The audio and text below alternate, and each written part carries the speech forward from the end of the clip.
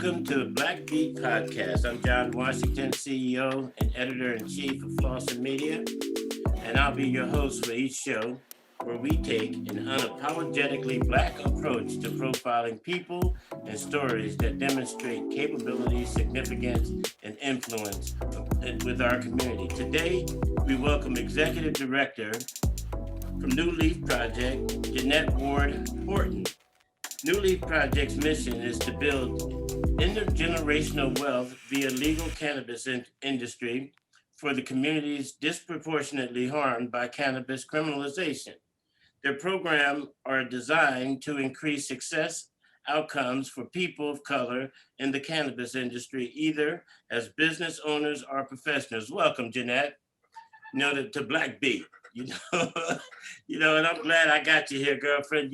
So I don't know where you come from with you, but tell us a little bit about how you show up on the scene. Who is Jeanette? Tell us a little bit about Jeanette. Jeanette just showed up on the scene. Here she is. Tell us a little bit about the background there. Where you come from? Thank you for having me on Black Beat. I appreciate that. I come from Atlanta, Georgia. That's where girl. Yeah. I ain't mad at you. That's where I was born and raised. And then I went to college at Spelman College. So that's really where my roots are. I've been in Portland almost 4.5 years now. Wow, sister, well, welcome. I'm so glad. So how you find our predominantly white Northwest state? How you living? I got going on with you since you've been here. I got, how do I find it? Well, I find it to definitely have been a shock, if I'm frank, because I had lived in Atlanta and I didn't realize that the rest of America wasn't majority Black practically until I was in middle school and learned the stats. It was just an unusual place to grow up. And then, it's pretty much where I was, that in New York, very diverse places. And then Oregon, it was just a different environment. It's good. It's good to learn something new and do something new. And I've, what a beautiful place to be. We were just talking about you fishing a few moments ago. It's definitely a beautiful, beautiful part of the country. Oh yeah. That's one of the main reasons, I stay. I mean, I don't stay because it's predominantly white. I mean, I think it's probably the Northwest is still like the new frontier. It's you can fish and hunt and do all that kind of stuff. So that's one of the reasons why I stay here. It's the greater outdoors.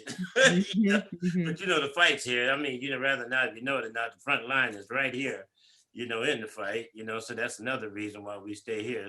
But Jeanette, tell us a little bit about your project, about the NuLeaf Project. How'd that come into play? And tell us a little bit about that. Definitely. So NuLeaf Project was founded in 2018 in Portland, Oregon. And we were founded really in response to Portland, Oregon voters made Portland the first city to cut checks from cannabis taxes to Black, Indigenous, and Latinx communities to help repair harm. And one of the ways that Portland voters said they wanted to do that was by investing in cannabis businesses owned by Black, Indigenous, and Latinx people.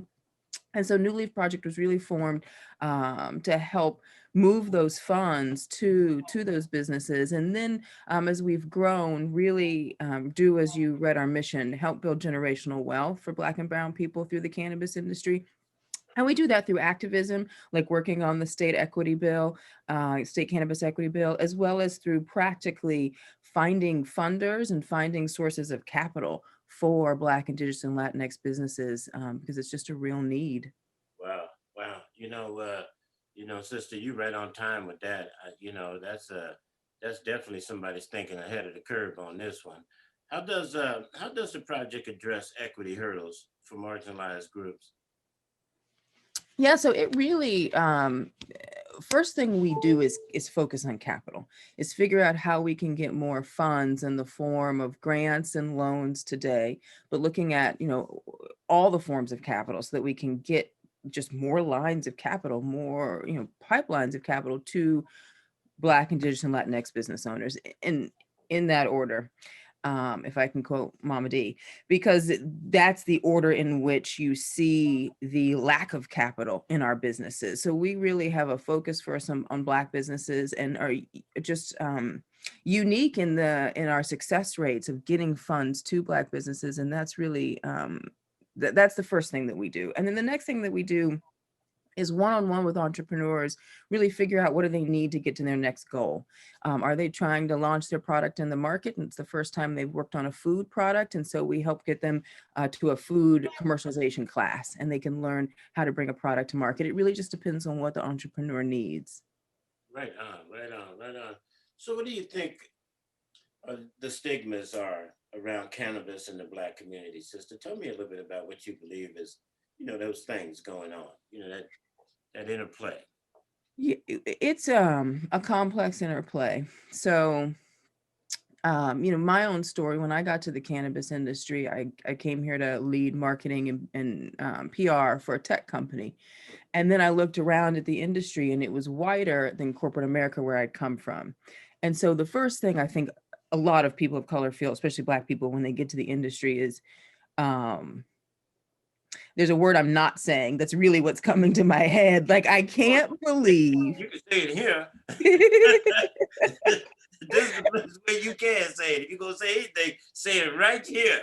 Yeah, there's definitely a word where I would say, yeah, I can't believe, insert that word, I can't believe I'm looking at this room and it's wider than corporate America, which has a terrible diversity problem. And now I'm looking at this room of a plant that had so much financial impact, not to mention, an emotional toll, but real impact on our lives and on our community. So that was just shocking to me, and I couldn't sit and let that be and not try to do something. So yeah, that's the first thing is just, I think you called it the irony, just sitting with whatever that emotion is to see the profit that's largely going to white men on a plant that largely took wealth from Black communities. So we want to fix that. There's an opportunity to fix that and create more equity in who benefits from this industry. Yeah, tell me about it, because how many brothers and sisters of ours done did the time behind some old jive ass stuff. So we don't want to even hear that. Or that beat is a dead beat, or it is not the Black beat, it is the white beat. It's the white beat down. It's the way they do us sometimes in these industries. It's because technology was the same way. Mm-hmm. They got on the train and just jetted right on that. Them little young white males, and they just did their thing. And they got so far down the track, they started thinking, "This damn, we going on this party together on this train, but shit, ain't no women on this train." so they had to stop the train for a second, let some women on it. But then they realized they got further down the track, even with women playing. You out there partying, you have a great time making all that money. So you ain't got no music, you ain't got no vibration, you ain't got no frequency, you ain't got nothing else that's fun. So let's go back and get some of them minority people. You know what I'm saying? So they had to slow down and come back and get us. And by now, they was already down the track so far. They had already settled. But it's like these industries tend to do that. And we trying to stay a little bit ahead of the curve, not be somebody trying to catch up to the train, but we sure like to show up at the station when everybody else is showing up at the station, right? I think collectively as a community, I feel, because I've had this conversation with other people, that we saw technology as the industry most people bring up. We saw that train pass us right by. And by the time you said as it stopped, it was so far down the track that we should have been on at the beginning. And I think we're all collectively as a community saying, not this train, and I think we all feel really emotional about this train in particular. And then I think we're going to start saying, not the other trains. New industries don't come along very often. And I think we've collectively learned, when a new industry takes off, we want to be at the table. And one of those hurdles we have to lower, it's capital. And then it's a lot of regulatory requirements that just make it complex, that mean you've got to hire a bunch of experts, which also means you need capital. So those are some of the things we need to fix. Federal legalization will help from a tax perspective. It's hard to make money in cannabis, so you need a lot of money to really in some cases float your business until profitability. Yeah. So tell me a little bit more, since we're down this river, going down this way. What business support does NuLeaf offer businesses? So we offer, as I said, a very one-on-one support. Then it'll range from aligning someone with a class. So food commercialization was the example I gave earlier, to aligning them with one of the things that our community misses as well are networks.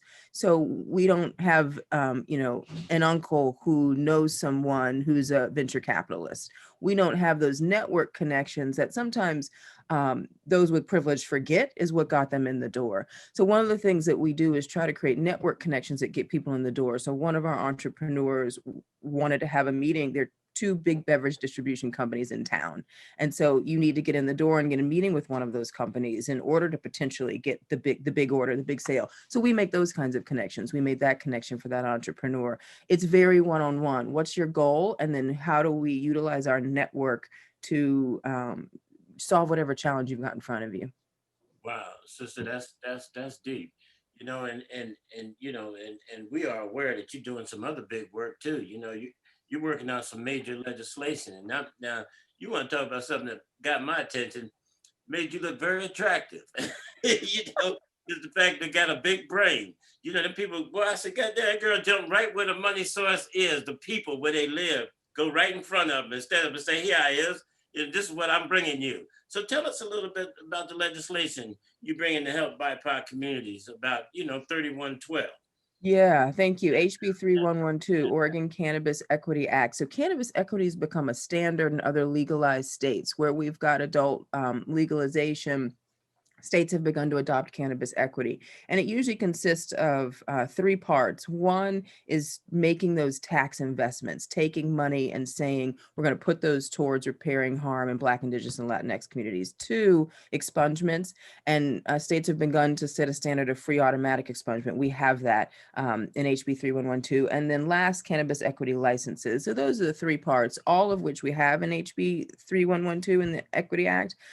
We do some things a little bit different. One, we amass a significant ongoing fund for that reparative justice investment from two sources: cannabis taxes and the criminal fines account. Criminal fines account is where you pay a speeding ticket or where you pay a cannabis charge. So again, our community most definitely disproportionately paid into the criminal fines account. So those two accounts, cannabis taxes and criminal fines account, make up an $100 million fund per biennium and growing for homeownership, land ownership, jobs, education, really saying the things that build wealth and income in Black, Indigenous, and Latinx communities. Those are the programs we're going to invest in.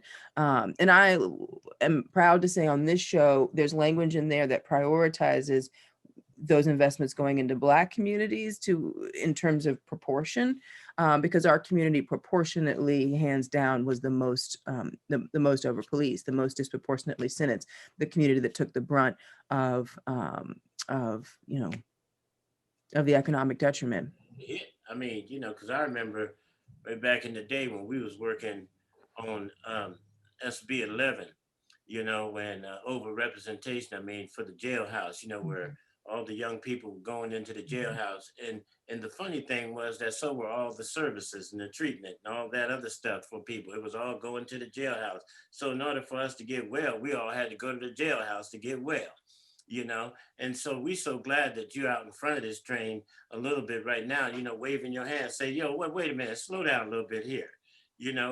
There's some other opportunities for you to get. And I think that that's very impressive from where I'm sitting at, especially for the Black community, because they don't realize that as we are disproportionate in just about every which way you look. You can come outside on your porch any day of the week and just decide which way you're going to walk to engage. And you can turn any direction you want to, because systemic racism and all that stuff exists no matter where we look. But when we can take the time for ourselves to get out in front of some of these things and sort of lay some of the bricks as to where we want some of this thing to go and how it can help us, especially in the business capacity. We have a very finite possibility of almost coming to extinction in the state of Oregon as far as Black business is concerned. People like to always say, well, we're doing great, we're doing this, we're doing that. Over here in the Soul District where we at, I'm gonna tell you right now, we are taking some major hits. And for something like this to come in to sort of supplement and to somehow help with that fight, with this pathway, as it is, we're glad, sister, you're standing in that line saying, hey, look here, let's bend this rail a little bit. Let's make sure it's turning, going and going this way. So tell me, what's new on the agenda for NLP's agenda for the next move going into the future? What y'all gonna be doing? Tell me a little bit more about that.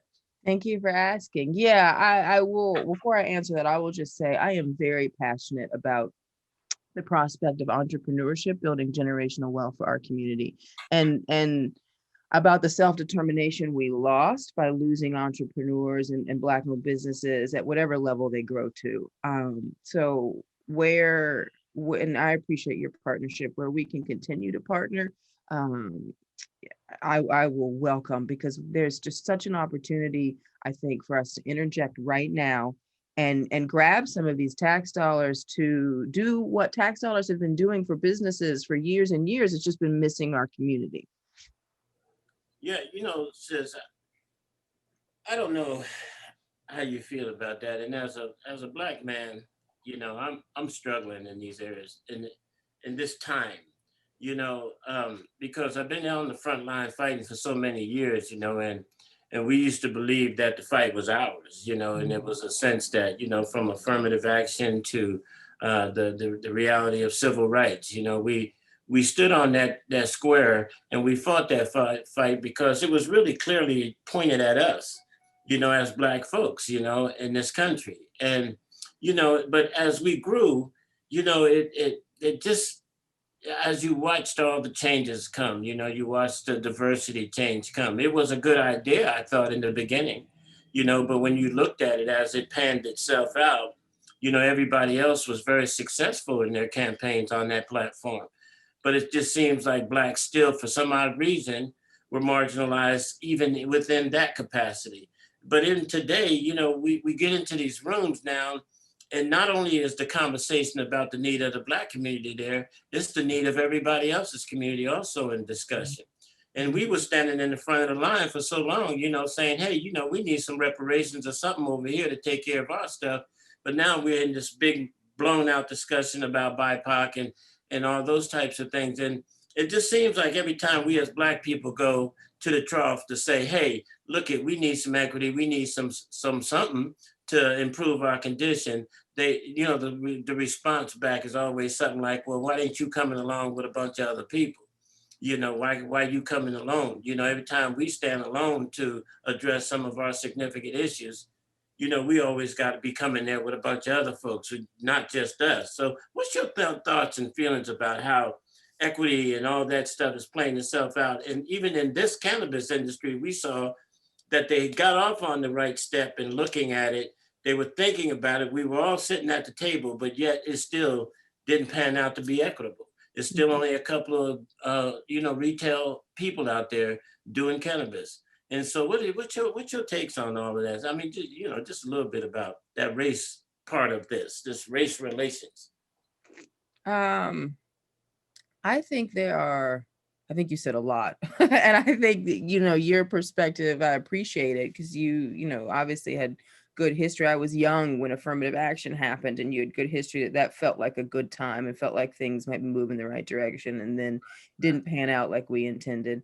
I think there's a time, we could stay in Oregon. I think there's a time and a power when you say, this is about equity for Black people, and the Oregon CARES Act that set aside that money for Black communities at the percentage of which we have Black people in Oregon. Like it was an equal distribution. It was saying that this money should be fairly and equitably distributed. It wasn't radical. That to me made a lot of sense. And that was just Black folks alone. In terms of cannabis criminalization, the data tells us that it's Black, Indigenous, and then Latinx in terms of disproportionate arrest. And so we are really, so we have, groups, it's Black and brown, you could say, coming to the table, but that's because in this case, that's what makes sense. That's who was disproportionately impacted. And we look at the rates of impact, and we are equitable in distribution of repair and money to make that repair. So, but a little bit different than it is in Atlanta, right? Oh yes, that's right. That's right. In Atlanta, you would be having a different you'd be talking about Black people. Yeah. Yeah, because that argument got settled real fast. But I don't know if you know it or not. I'm from Savannah. No, I did not know. It's crazy. Hey, so tell me, how do people get a hold of you, sister? I mean, They how can, can they support you and give you what you need, Yeah, they can reach us at NuLeafProject.org. And I would love for anyone listening who's thinking about being a cannabis entrepreneur to send us an email, info@NuLeafProject.org. We've got an accelerator coming. So an accelerator for cannabis businesses owned by people of color, a startup accelerator, as well as a jobs board. To just try to create more opportunity for us to enter the cannabis industry. You'd asked about stigma before, and some people are feeling cautious about this plant that has caused so much harm. So that makes sense too. So we hope we can just educate people about what the opportunities are and help people be more comfortable with the financial opportunity we think is here for our community. So just before we go, tell me, can you share with Black people where you see the biggest opportunity at in this industry right now for them? Are you making any suggestions to them? Would you suggest that there's an area where you should go run to right now? Is there any insider information at all where you should be going? Let's see. If you're thinking, what I always tell people, if they're like they want to touch the plant, because you can always not touch the plant. I would say first think about what they call ancillary businesses you might want to do that don't touch the plant, because there's a lot of upside and a lot of money to be made with services that support the industry, and it costs a lot less money. You don't have to shell out the capital to have a license. But if you really want to have a license and touch the plant and work with the plant, if you can get the capital together, my advice is go be a processor, go be a producer. It's where the best margins are. That's where I'd go. Look at you, Jeanette. I am so glad you decided to come on and share the day with us, this morning. And these things, they don't run all day long and not fast, but boy, they short and sweet. And I sure love the information y'all be dropping, boy, because y'all be bringing some game to people who are gameless to some degree about some of these pathways. And I'm really glad that you open the eyes of some people, man, and letting them see that there's bigger opportunities out there. But we need people like you standing in the gap, moving these agendas forward and understanding how these agendas get moved forward. So I'm really impressed by the way that you have come in and put together this package and getting it in front of the right people for some decisions to be made and saying, hey, look here, neither y'all gonna do this, get in the game with us, do this, or y'all just gonna keep talking about it. So I appreciate you pushing the agenda, my sister. And again, much respect to you. And I'm so glad you showed up on Black Beat. You're unapologetically Black. You have a good afternoon. You hear me, sister? Thank you. Anything we can do to help you, let us know. You hear? Yes, thank you, John. Talk to you soon. Bye. Yes, sir.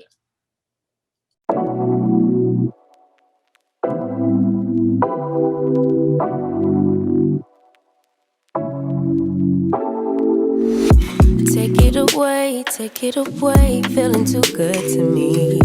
Chilling all day, all in your space is where I wanna be. Here in this room, what did you do? I just can't get enough. Too caught up in your love.